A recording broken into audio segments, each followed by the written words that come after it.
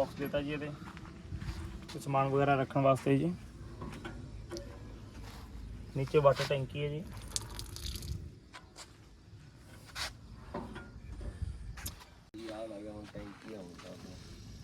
ਪਾਣੀ ਪੀਣ ਨੂੰ, ਹੱਥ ਧੋਣ ਨੂੰ, ਸਭ ਕੁਝ ਦੇ ਪੂਰਾ ਫਾਇਦਾ ਜੀ। ਠੰਡਾ ਪਾ ਲਊਗਾ ਤਾਂ ਯਾਰ ਠੰਡਾ ਹੀ ਰਹੂਗਾ।